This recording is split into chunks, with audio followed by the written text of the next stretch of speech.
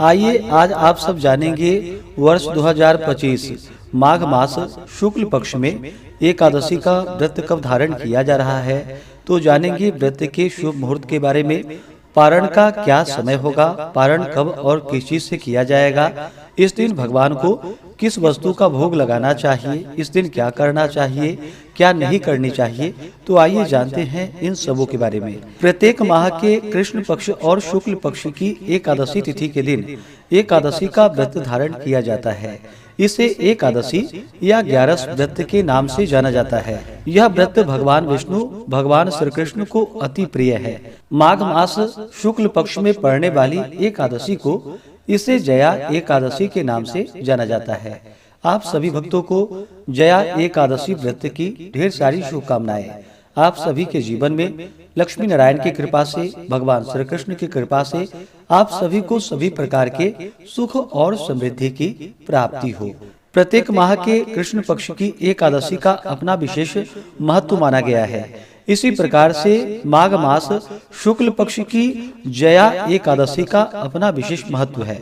जो भी भक्त सच्ची श्रद्धा के साथ, नियम और निष्ठा के साथ जया एकादशी का व्रत धारण करते हैं, इस दिन भगवान विष्णु, माता लक्ष्मी, भगवान श्री कृष्ण की पूजा करते हैं, तो इस व्रत के प्रभाव से व्यक्ति के सभी प्रकार के पाप और ताप नष्ट होते हैं तथा अकाल मृत्यु का भय नहीं होता है। भूत प्रेत पिशाच आदि योनि भय से मुक्ति मिलती है। पितरों को सद्गति प्रदायक एवं व्रती को मोक्षदायक होता है। तो आइए जानते हैं जया एकादशी व्रत के शुभ मुहूर्त के बारे में। माघ मास शुक्ल पक्ष की एकादशी तिथि प्रारंभ समय 7 फरवरी 2025 दिन शुक्रवार रात्रि 9:27 और एकादशी तिथि की जो समाप्ति है वह 8 फरवरी 2025 दिन शनिवार रात्रि 8:17 पे एकादशी तिथि की समाप्ति है। तो सूर्योदय व्यापनी के अनुसार शुद्ध रूप से एकादशी का व्रत जो कि 8 फरवरी 2025 दिन शनिवार को सभी भक्तजन एकादशी का व्रत धारण करेंगे। व्रत का पारण जो कि हरिवासर समाप्त होने के बाद करना चाहिए। हरिवासर का समय द्वादशी तिथि का पहला चौथाई हिस्सा हरिवासर का होता है। तो द्वादशी तिथि की जो समाप्ति है वह 9 फरवरी 2025 दिन रविवार शाम 7:26 पे द्वादशी तिथि की समाप्ति है। तो पारण का समय 9 फरवरी को सुबह 7:05 से सुबह 9:21 तक जया एकादशी व्रत का पारण किया जाएगा। इस व्रत का पारण गो दुग्धेन पारणम यानी कि गाय के दूध से व्रत का पारण है। यह संभव ना हो तो आप जल, फल या तुलसी दल से व्रत का पारण करें। एकादशी तिथि के दिन ब्रह्म मुहूर्त का समय सुबह 5:21 से सुबह 6:13 तक होगा। सूर्योदय का समय सुबह 6:37, सूर्यास्त शाम 5:47 होगा। 8 फरवरी को राहु काल का समय सुबह 9:24 से सुबह 10:48 तक होगा। 9 फरवरी को शाम 4:24 से शाम 5:48 तक राहु काल का समय होगा। राहु काल समय के दौरान कोई भी शुभ कार्य या नया कार्य नहीं करना चाहिए, इस बात का ध्यान रखें। नक्षत्र जो कि मृगशिरा नक्षत्र होगा शाम 6:07 तक, उसके बाद आद्रा नक्षत्र होगा। योग वैधृति योग होगा दोपहर 2:04 तक, उसके बाद विषकुंभ योग होगा।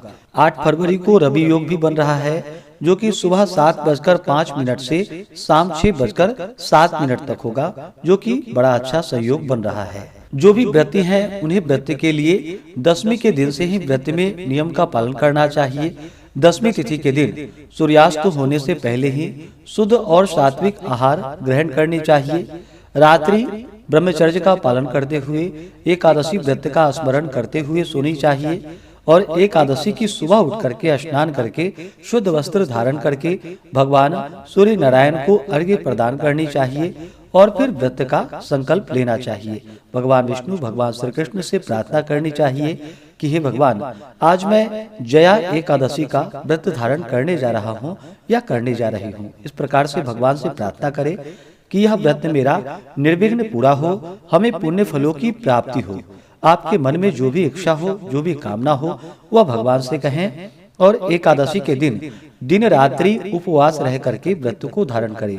उपवास न रह पाए तो एक समय फलाहार ग्रहण करके व्रत को धारण करे और इस दिन भगवान का पूरे विधि विधान के साथ सुबह और शाम के वक्त पूजन करना चाहिए। इस दिन भगवान का जो कि गंध पुष्प धूप दीप आदि से पूजन करे, विशेष करके गुड़ तथा तिल मिश्रित वस्तु का भगवान को भोग लगाए। अभी के मौसम में जो भी ऋतु फल प्राप्त हो उसका भोग लगाए। उसके बाद जल से आचमनी करवा करके द्रव्य दक्षिणा चढ़ाएं।